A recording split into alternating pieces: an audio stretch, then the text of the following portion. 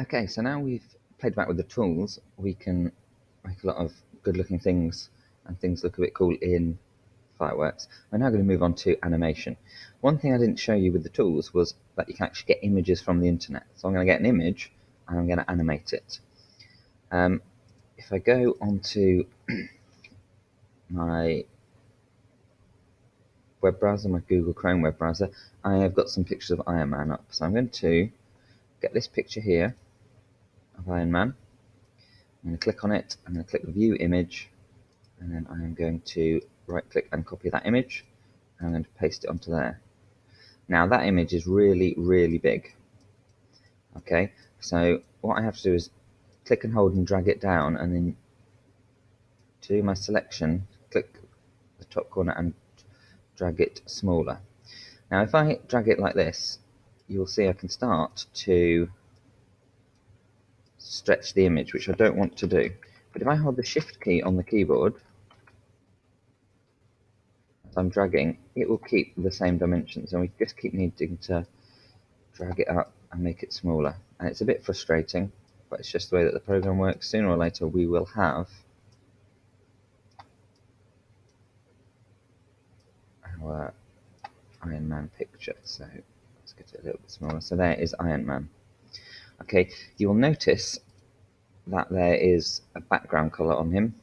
Okay, I'm going to talk about how to remove backgrounds in the next video. But for now, we're just going to talk about animation.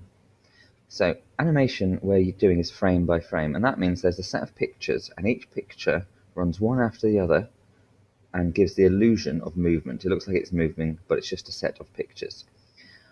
So they should be called frames, but in this version of Fireworks, they're actually called states. And over on the right-hand side, there's a little button here next to pages that says states, and this is state 1. There are two ways I can do states. First way is by clicking this button here and adding a second state. Now my first state, my picture's disappeared, but don't worry, it's not gone, it's on state 1. And then what I can do is I can paste on and edit on this state.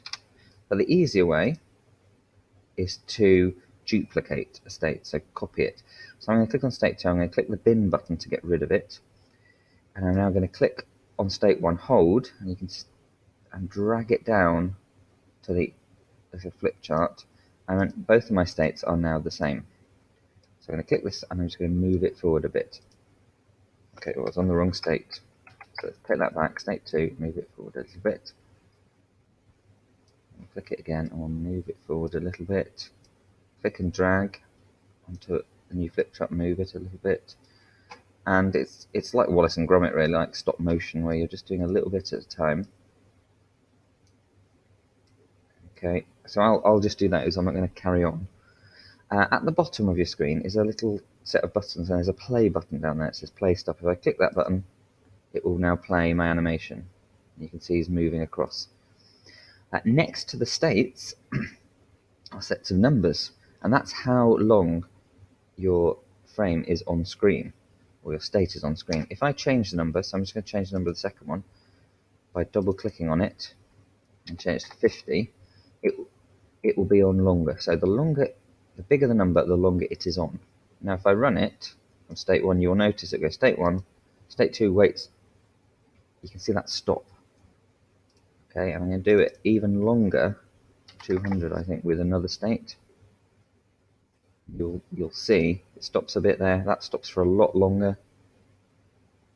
Okay, and that is making it a bit jumpy, but that's just to show you that you can add different states in.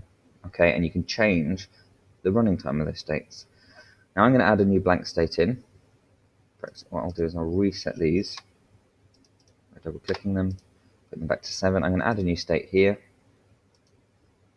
It's come up state 7 at the bottom, and I'm going to put the text, let's have it in red, Iron Man. Okay, change that font.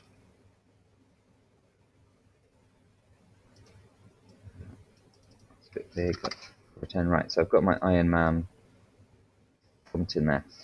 So now if I run it, Iron Man. Now I want that Iron Man to be on for longer, so I'm going to double click there and I'm going to put that one on for 100. When we run it, we've got some movement and some text. Now the other thing I can do with my frame is if I think, actually, I don't want state 7 there, I want it in the middle, I can click it and drag it up. So I'll show you again, click and hold and drag it up, and where that black line appears is where it's going to end up. So now state 7 has become state 4, and all these states have been pushed down.